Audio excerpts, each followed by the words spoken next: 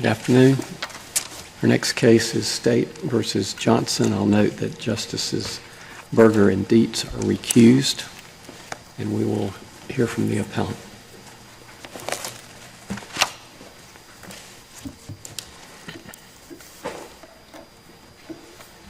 Thank you. Good afternoon. I'm Kathy Vandenberg from the Appellate Defender's Office, here for Mr. Johnson. I'd like to save 5 minutes for rebuttal. Imagine that you're playing in a championship game in a newly formed league that hasn't yet posted its rules. You're playing well and you're feeling good, and then right at the end, there's a game-deciding dispute. And the referee rules against you, using a rule you think is totally unfair and a rule that no one was told in advance.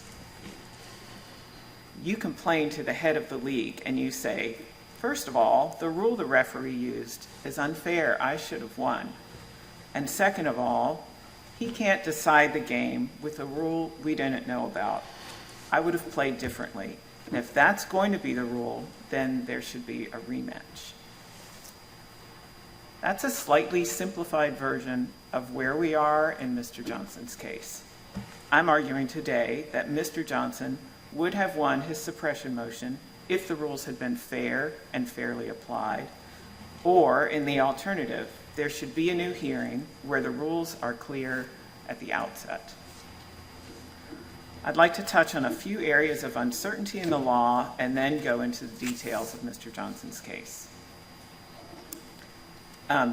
What we do know are the fact that there is such a claim as selective enforcement under the Equal Protection Clause. We know that from Wren versus the United States, in the context of traffic stops or officers patrolling. And that claim exists independent of whether there's reasonable suspicion for a stop under the Fourth Amendment. This court has acknowledged Wren, and in State versus Ivey, it said, this court will not tolerate discriminatory application of the law based on race.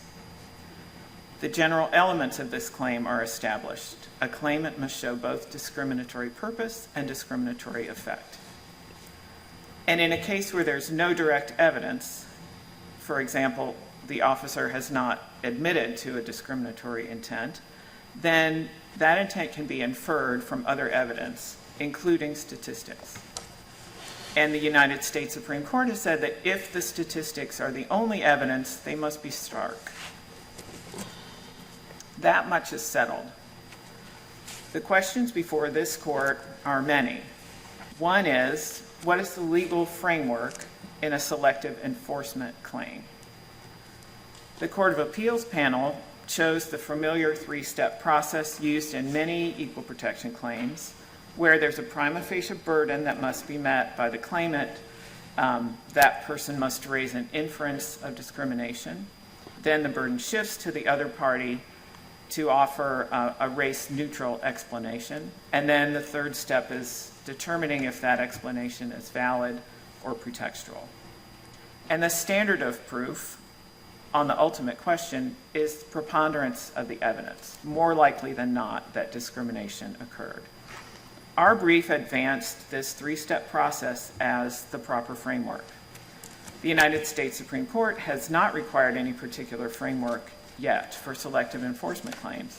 So this court does have the ability to decide what the framework is going to be. It can be the three-step framework that I've talked about. It can be something else. Whatever the court chooses, it has to allow citizens a meaningful opportunity to prove their claim. Are you advocating the three-step process? You know, the three-step process, no framework is perfect, I'll say that. And I think the three-step process is fair, especially in a context where you have an individual, in this case, indigent defendant, who doesn't have a lot of resources, and in a situation where you're trying to prove someone's intent. And I think in that situation, raising an inference should be enough to get the claim started. And if the burden is too high, citizens aren't going to be able to raise these types of claims. When you say the three-step process or quote, something else, unquote, what would a something else be? I have seen in other states where there is just a hearing. There's not really a framework. Each side puts on their evidence, and then the judge makes a ruling. I don't know what you would call that. And the problem with that in this type of case, in my opinion, is that it requires the plaintiff, or the defendant in this case, the criminal defendant, who's going first, to put on information that they may not have in their possession, right? That's the value of shifting the burden to the other side.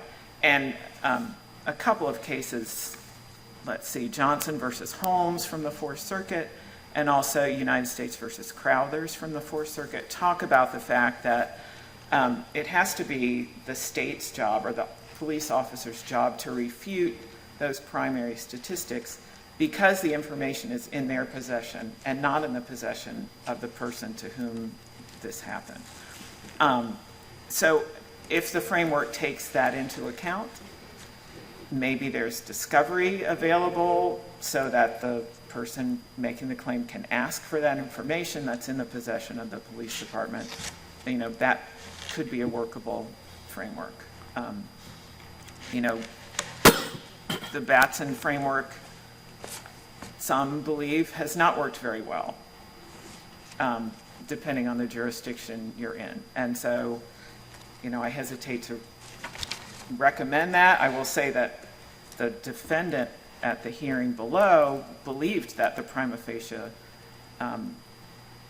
three-step process applied, but the trial court didn't use that, or at least didn't talk about it. And then the Court of Appeals did use the three-step process. And this is, you know, an area where once this court decides what to use, it certainly would make sense to go back for a remand and let the parties do what they do, given what the standards are. You would think that, though, under what you're advocating, that at the least, though, a burden shifting, yes, I'll use the term burden. A burden shifting aspect would be appropriate here in terms of a preponderance of the evidence being the standard at each appropriate step of the three. Well, I think that the standard is lower than preponderance at the first step in the three-step framework. It's just anything that will raise an inference of discrimination. So you would advocate prima facie then at the first step, and then preponderance from Right, there? and then preponderance is for the ultimate result of the analysis. So that's one question for the court. A second question is, what kind of statistics are sufficient to prove a selective enforcement claim? And that's sort of the heart of this case. At the very least, we would contend those statistics have to be reasonably possible to obtain. Otherwise, the equal protection right is unenforceable in most cases. A related question to that is this issue of similarly situated people, right? In selective prosecution cases, the United States Supreme Court has said, if you're using statistics to try and prove discrimination, then you also have to show that similarly situated people of a different race were not prosecuted. So that's in the prosecutorial context where you've got presumably a limited number of people involved, right? There are 10 people who were all arrested for X crime, and the prosecutor chose to prosecute, 2, and then what were their races, and you can look at that. And the reason that selective prosecution cases have a special burden and have to show similarly situated, it's actually discussed in the case that the state filed in its memorandum of additional authority. I believe it's called Conley. And they're talking about the difference between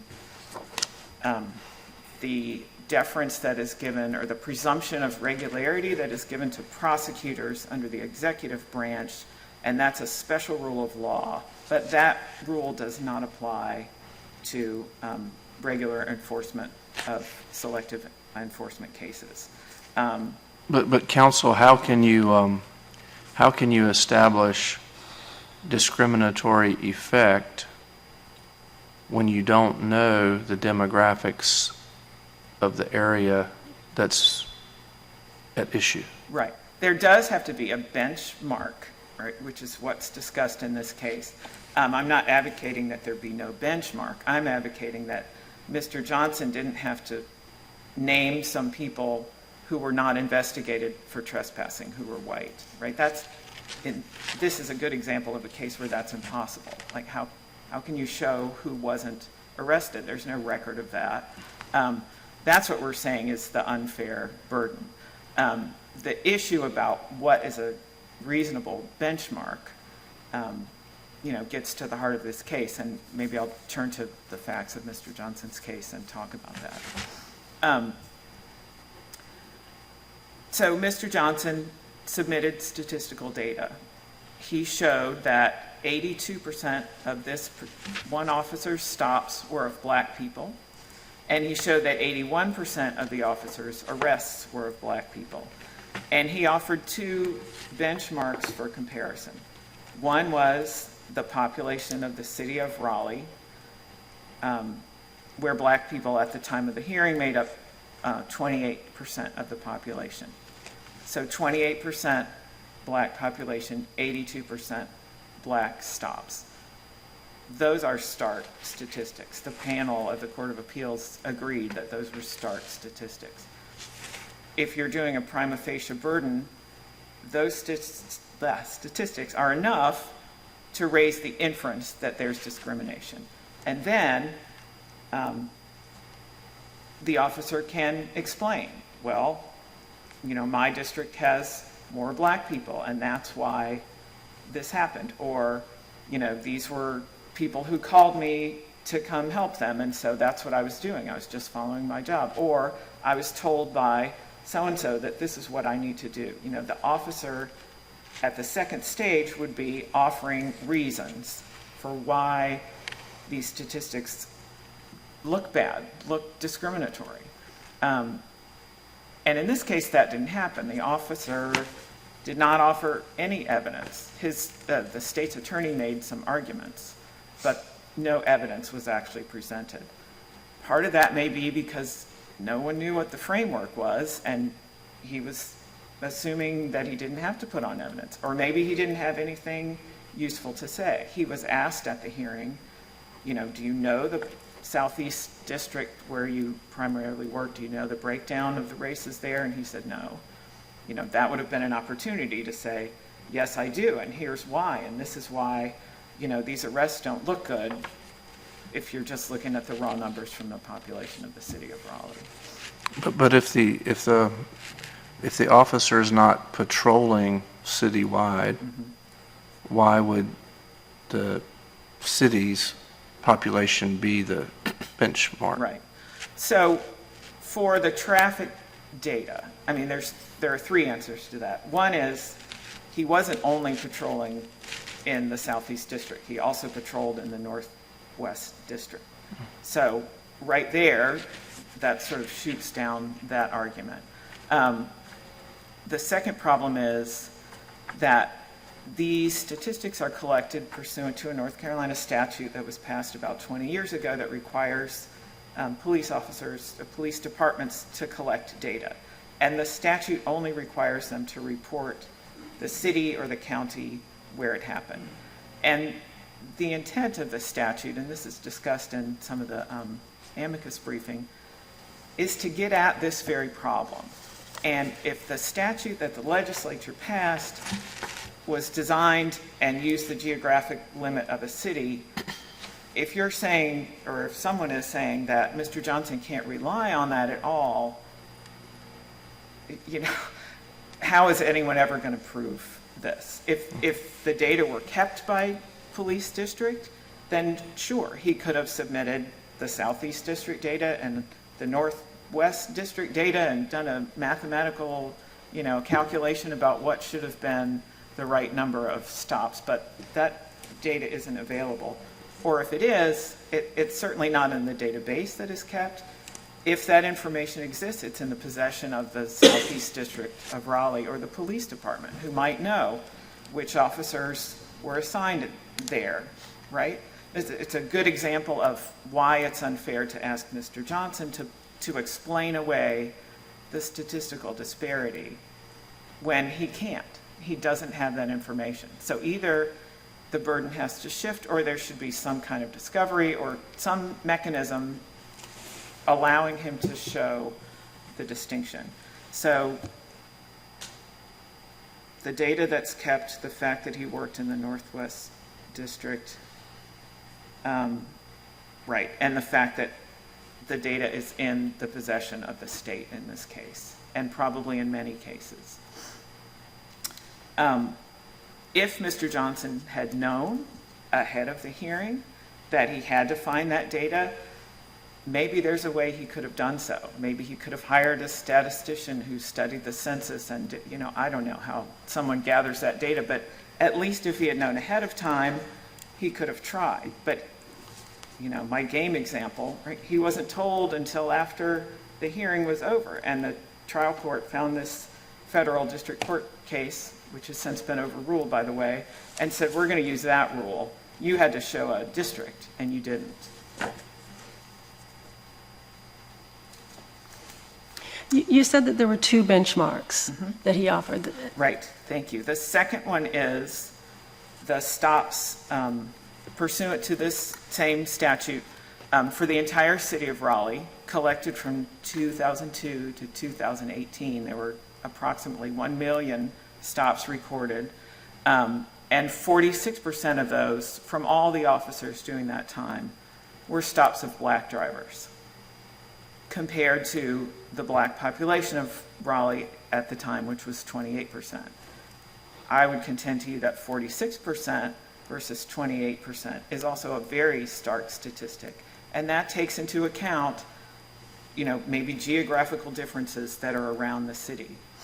And that reminds me of the one other thing, which is when you're using traffic stops, people don't just drive in the police district where they live. People drive all over town. And so, it might be one thing if you're talking about arrests, at certain locations for people walking around or that sort of thing. But when people are driving, the officer testified part of his Southeast District included Newbern Avenue and one of the Northwest corridors where people are driving from out of town.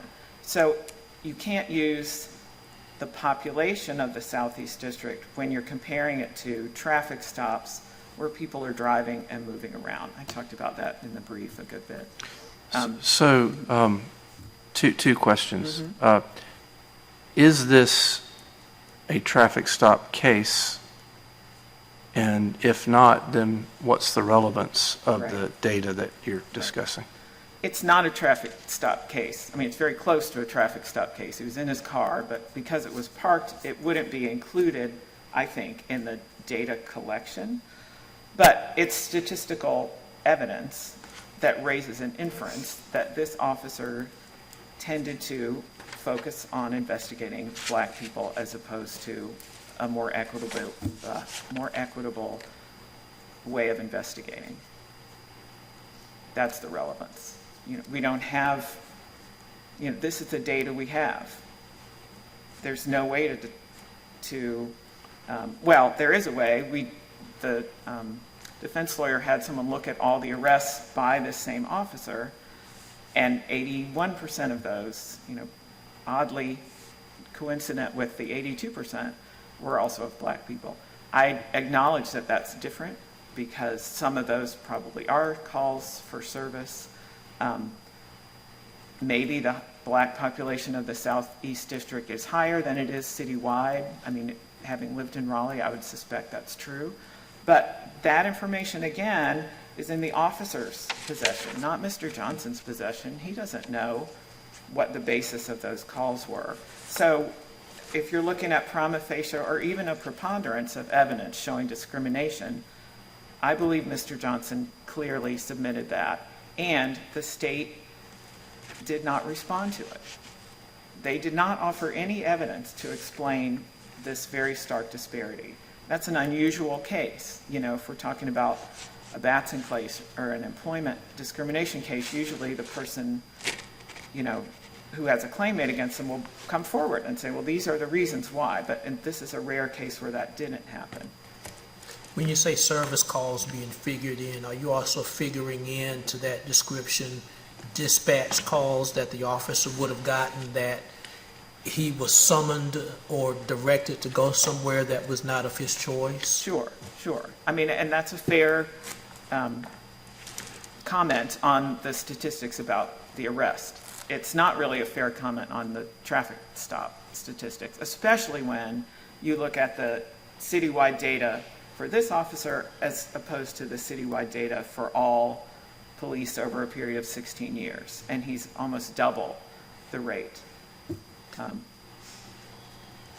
How should this court look at then all of the variables that would go into this officer's stops as opposed to the ability to make sure that there is an accurate representation in terms of legally being fair to the governmental entity as well as to your client? The Johnson versus Holmes case from the Fourth Circuit that's cited in the brief talks about some of that and really gets into the weeds about the types of statistics. And one point they make is if you could require officers to put even more information into the database and have tiny ways to discriminate between this kind of stop and that kind of stop. There has to be a limit to how much information can be collected, and that's a burden on officers having to enter that sort of information. And so the statute was written, I think, to find the right balance there, to be able to collect enough data to show you what you want to know without overburdening and having so many distinctions between every stop that the data turns out to be meaningless. Are you talking about going forward, or are you talking about what's available in this case? Well, it's not in the record in this case because Mr. Johnson didn't have access to it and the state didn't offer it. I don't know what information the state might have had that would have been able to explain it, and that's part of why it should be their burden to say, well, look, this is my list of, that the list of stops was attached to the amended motion to suppress. And the officer certainly could have said, well, this one, and this one, I look back in our records and I was called to those, and this one, he could have explained it. That's why it should be his burden and not Mr. Johnson's. And so if you're going to allow proof by statistics, you have to accept that statistics aren't perfect, right? They're raising an inference, and that's especially when they are stark, which is what the United States Supreme Court said. And I contend that these are extremely stark. And if there are no questions, I'll save the rest of my time and answer more in rebuttal. Thank you. Thank you, counsel. We'll hear from the appellee.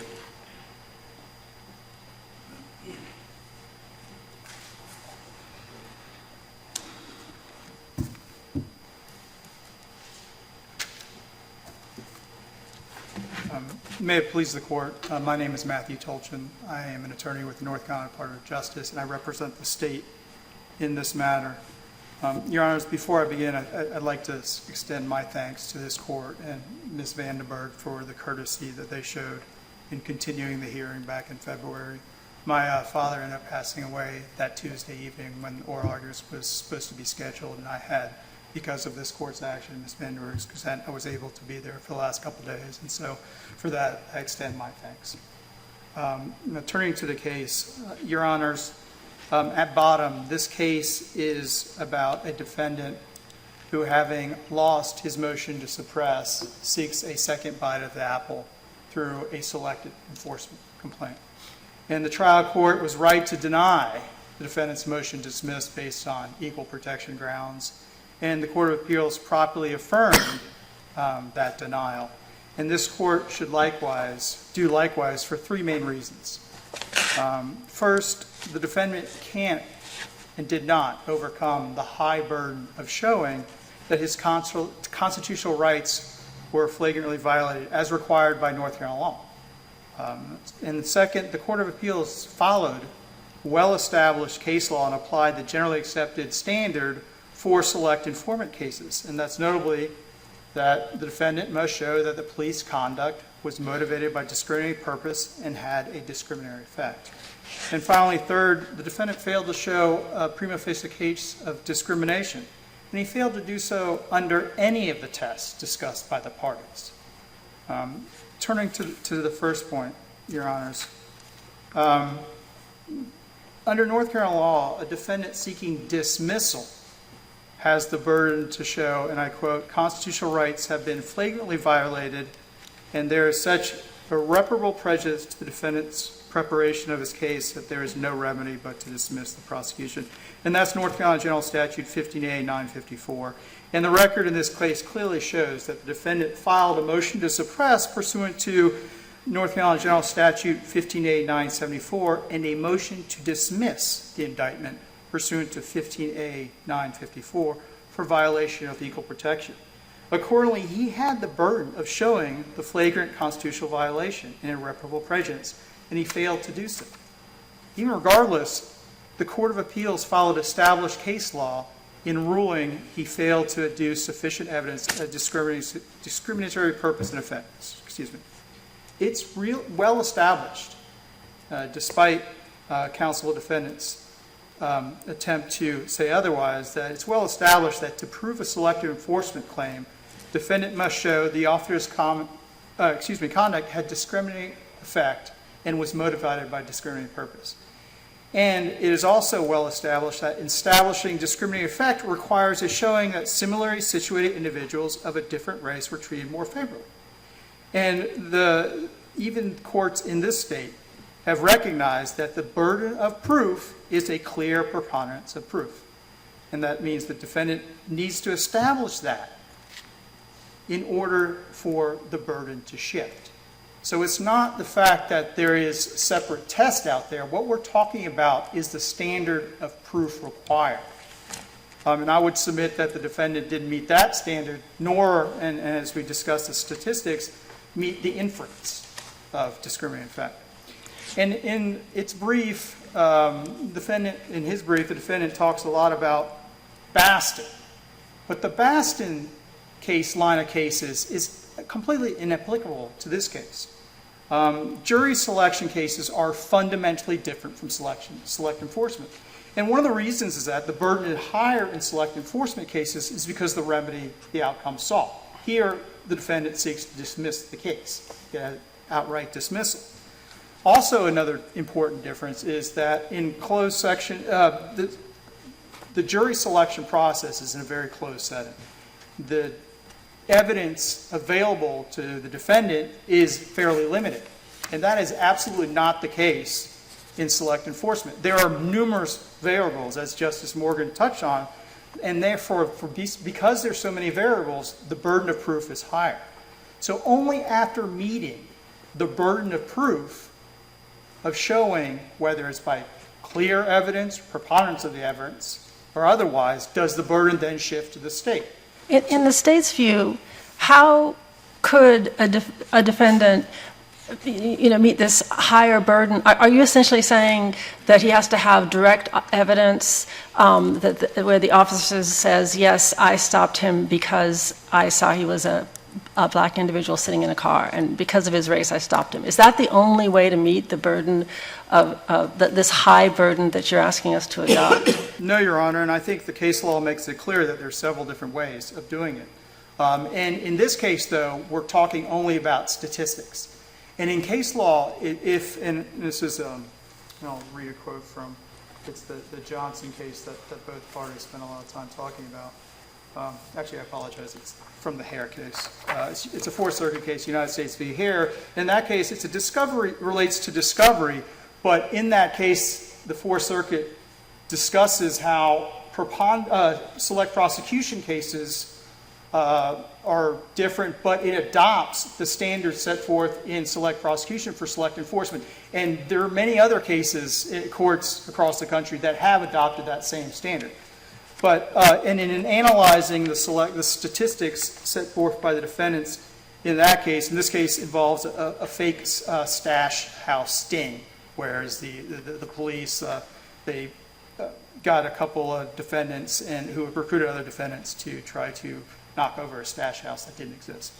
And in the case, and I quote, "As a general matter, in cases involving discretionary judgments essential to the criminal justice process, statistical evidence of racial disparity is insufficient to infer a discriminatory purpose." And so when you're talking about a case that only involves statistics, it necessarily has to be a high bar in order to shift the burden.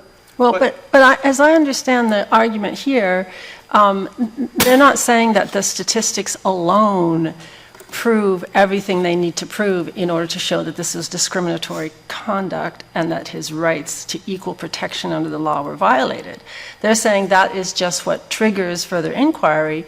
Additional information about what this officer was doing can then be, he then has the burden to come forward and say, no, this is why this was not racially discriminatory. So statistics are just the starting point. They're not the entire case. Correct, Your Honor, but the statistics are just numbers. It's how you use those numbers, or what those numbers represent, which is important.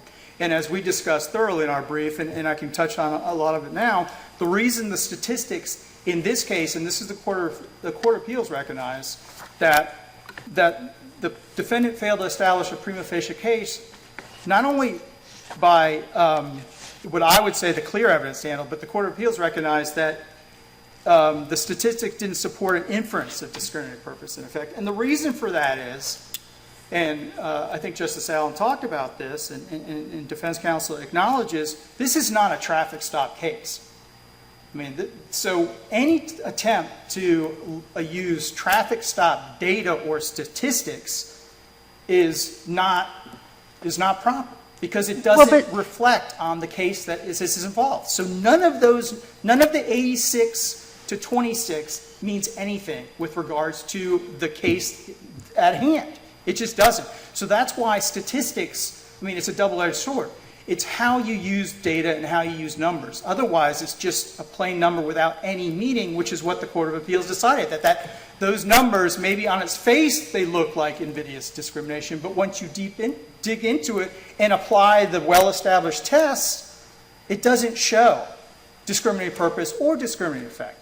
Well, let me go back to my original question, because let's just be clear on the facts. We are talking about the same officer. Right? It is this officer's traffic stops that the statistics relate to, correct? Your Honor, there's several different pieces of evidence. The data that they collected pursuant to 143B is traffic stop data. Correct, so but the 82 and 81% of the stops, that is this particular officer. Correct, Your Honor. And so then my question is, if the allegation is that this officer engaged in the enforcement activity that occurred in this case because he was motivated by his perception of the race of the defendant, and you're saying, well, evidence of other people he stopped is totally irrelevant, what evidence would be relevant to showing this officer's motivation, or is it just something that can never be proven? Your Honor, and I apologize if you misunderstood. I didn't say that the race of the traffic, the people that he stopped were irrelevant. I'm saying they're irrelevant in this case, and the reason for that is traffic stop data does not have any bearing on terms of the nature of this case. So if you want to look in the ACIS data, which they tend to put forward as evidence of support, is again, the evidence doesn't say anything about other officers for comparison. It doesn't say anything about the natures of the crimes. It doesn't say anything about the location of where they took place. And it didn't say anything about the types of cases or the types of charges, let alone the officer's role. And so that's the type of information you need in order to have the proper comparison. Well, but isn't the fundamental question here, what was motivating this particular officer? And the proof then of his other behavior, isn't that relevant to what was motivating him on this instance? What you're saying, you have to prove discriminatory effect. And in order to do that, using statistics on their own, you need to have a comparison. You need to have a benchmark population, and that's discussed, the Court of Appeals recognized that, but the Johnson case talks a lot about that. Chavez talks a lot about that too. And you have to have the proper, in this case, the population too large. You talk about the 82% rate for traffic stops of black drivers. It compares that to both the Raleigh Police Department as a whole and Raleigh's 28% black population. But the focus needs to be on where this occurred, which is in the Southeast District. There is nothing comparing his rate of where he was assigned to patrol and where the stops occurred, Southeast District. There's no adequate population benchmark to assess a racial comparison of those drivers. And so if you're just saying, if you're looking at that 86%, it doesn't have any basis of meaning unless you have the right framework. And the framework was, and as the Court of Appeals recognized, the focus should be in the Southeast District, Roth, or even if you even want granular, where those apartment buildings are. And so... Was that data available? I do not know, Your Honor, and I think that's, a lot of these cases involve discovery, too. And so, that's part of maybe the discovery process. I'm sure there are demographic data in a granular detail. I know that in college admissions, they have and the federal government also has granular data. So I think that data is available. At least there is data that focuses and narrows the numbers rather than just focus on the Raleigh area writ large. So you can tell me if you agree with this, but I didn't read the Court of Appeals decision to say that the traffic stop data is irrelevant to discriminatory effect because this is not a traffic stop case. I didn't read the Court of Appeals opinion to say that. Do you read it that way? No, Your Honor, but that's an argument I would set forth, and then that's the reason why. There's plenty of other arguments that I've made throughout this case, even below that the Court of Appeals didn't necessarily adopt. But I think from that regard, just as a standard point, but that's the point I would make. What the Court of Appeals did recognize, and this is something that the next point is that the defendant's statistics lack an appropriate comparator. That's clear. It's the defendant provides statistics regarding Officer Kucha's stops and the rest of the PD stops throughout the city. That's not the proper comparison. Again, the proper comparison is analyzing the same percentage of stops by race for other officers patrolling the same location. That's a quote from the Johnson case.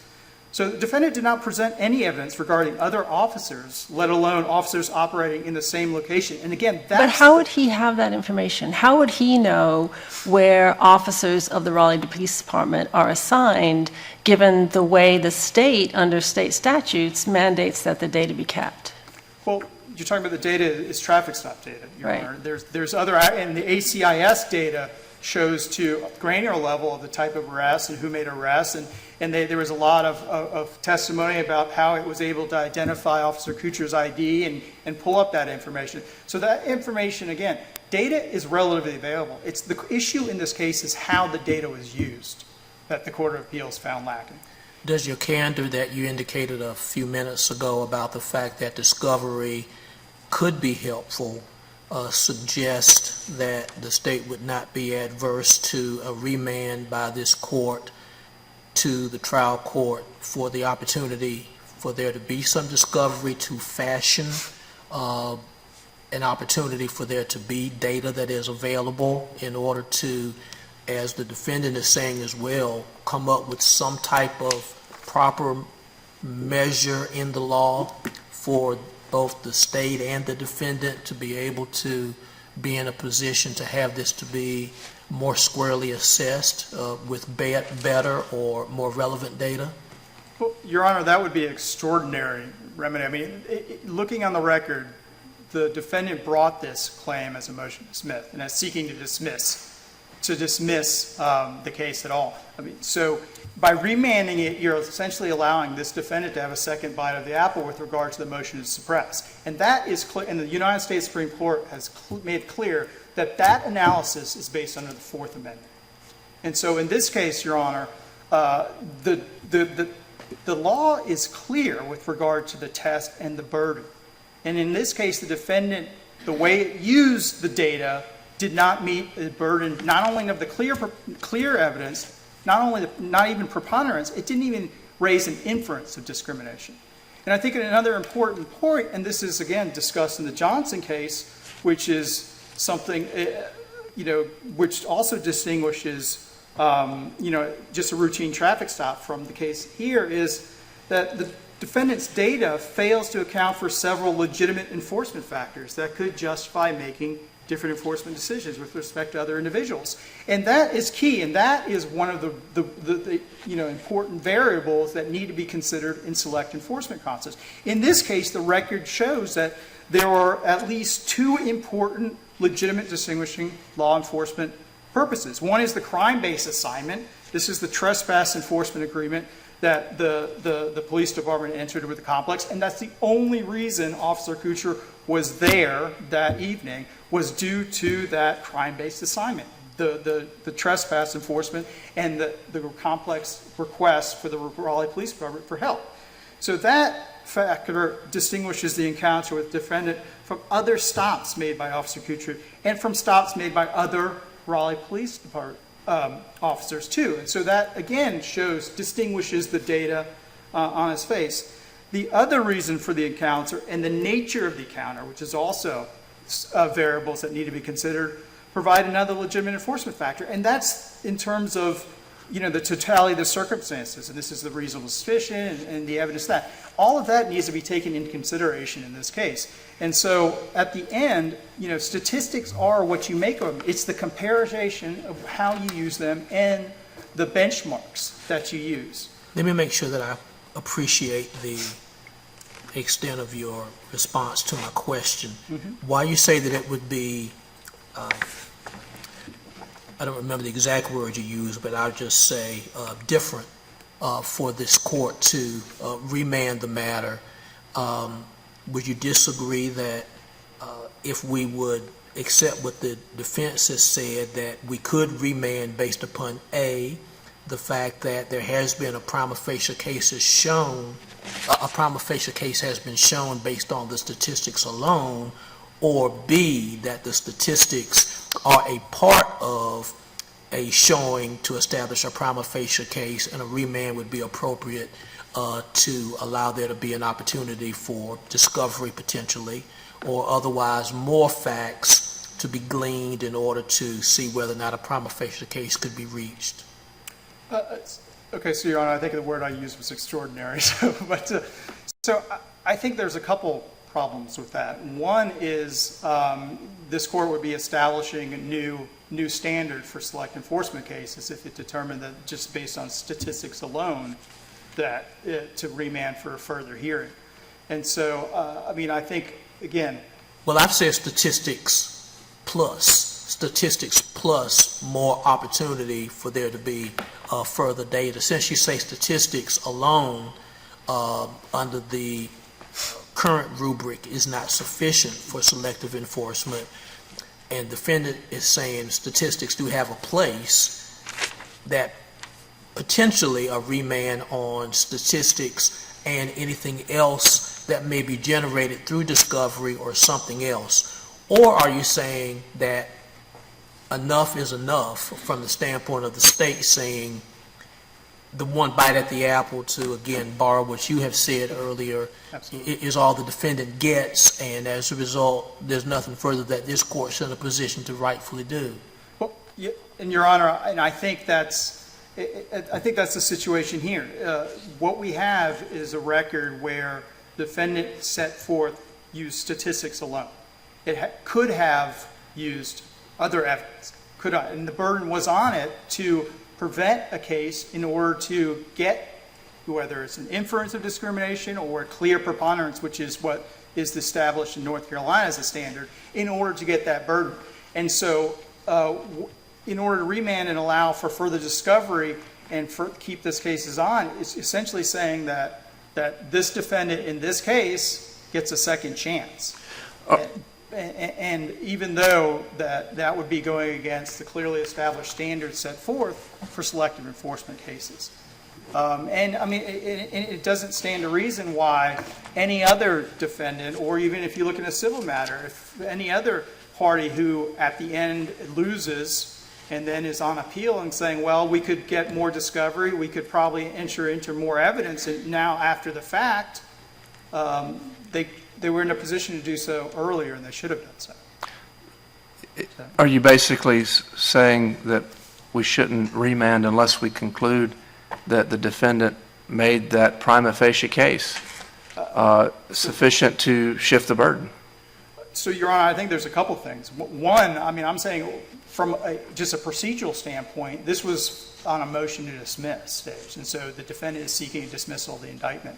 And so to reverse, it seems from a procedural standpoint that would be an awkward situation because the defendant seemed to be in a position to say they won their case and they should have it dismissed. But I mean, to directly answer your question, I mean, I think there's the standard of proof that needs to be met. Our position is that the defendant didn't meet that standard, and so to send it back would seem to indicate that it would be the other way around. But don't we routinely remand if the trial court applied the wrong legal standard? So on a motion to dismiss on other grounds, not these grounds, if the trial court had misapprehended the law and applied the wrong legal standard, it's not unusual to remand and say, here's the correct legal standard, now you trial court reconsider this using the correct legal standard.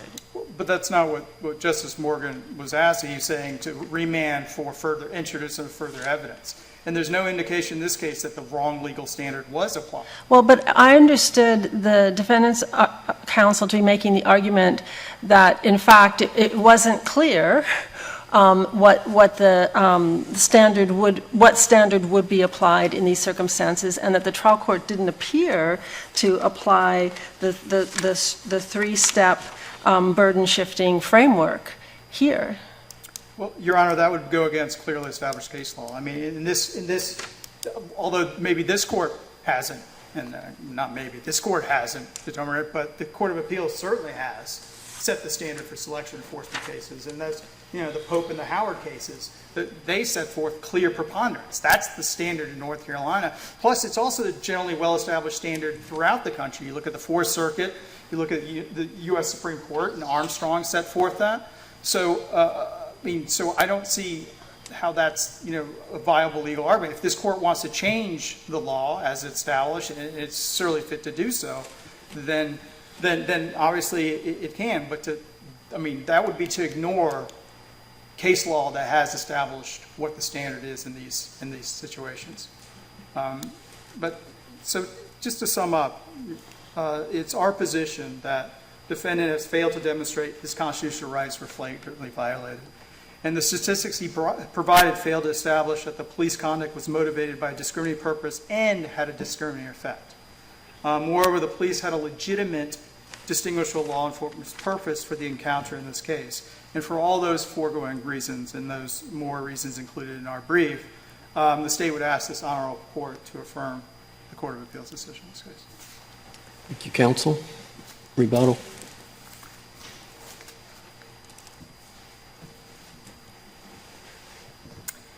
Thank you. I'd ask the court to look at the reply brief where we address the arguments that the state has been making that this was only a motion to dismiss and that the flagrant standard applies. That's just not borne out by the record, and the reply brief goes into the detail about that. But this was a motion to dismiss and a motion to suppress from the first time it was filed, and the Court of Appeals also analyzed this as a motion to suppress. Remand is a common remedy from this court. It happens in motions to suppress frequently. I submitted in the motion, or the memorandum of additional authority, 2 cases involving constitutional rights where the court had an issue of first impression and decided what the standards were, and then sent it back to the trial court to have the hearing under the legal standards so that everyone knew what the point was. And that, is the opening of my argument, talked exactly about that. If we don't know what the rules are, how can you say we didn't meet them? Those cases are Tully and Gibson. And as I said, I submitted those. And of course, there are many other examples of the same thing. Statistics, if they are stark, alone are enough. The United States Supreme Court has said that in McCleskey versus Kemp and Arlington Heights, both. They have to be stark, that's the United States Supreme Court's rule, but they can be sufficient. Sometimes that's all there's going to be. And we've submitted a lot of data, especially in the amicus briefs, about the fact that Black people are stopped and patrolled more often than people of other races, controlling for things like what the crime is. For example, the SAMHSA data, which shows that Black and white people use drugs at approximately the same rate. But Black people are convicted for possessing drugs more often. In Wake County, I believe the figures were 60% of the non-violent drug felonies are for Black people. How does that happen, right? If you never enforce the rules and if you require something more than those statistics, the situation will continue. So what we're asking for today is to decide what the legal framework is, to decide what the standards are, and either find that because this is an unusual case where Mr. Johnson put on evidence that was stark and the state failed to answer it, that he should have had his motion to suppress granted, or if you can't reach that or feel like you need more information, to decide what the standards should be and to send it back to Wake County to sort it all out, knowing what the standards are, what evidence is required. If they had to prove Southeast Raleigh, let's see if they can find that and get the appropriate benchmark. But it's unfair to tell them after the fact, you had good statistics, but you didn't have the exact right ones that we feel like you should have had. They should have the opportunity, and perhaps the state should have the opportunity then, knowing what the framework is, to offer its own explanations of the statistics. One of the amicus briefs said, no one has won a selective enforcement case in a criminal case ever, as far as they could find. And I certainly haven't seen one. No one has won one in the state of North Carolina. Put that up against the traffic stop data that we have, that we've been collecting for 20 years. Both things can't be true. There is selective enforcement. How can a person, an individual citizen, prove that claim? That's what we're asking the court to do. So we'd ask you grant Mr. Johnson's motion to suppress because his statistical evidence showing racial discrimination was stark and uncontested, or in the alternative, for a new hearing under whatever rules and standards this court announces. Thank you. Thank you, counsel. Thank you to both. Mr. Clark.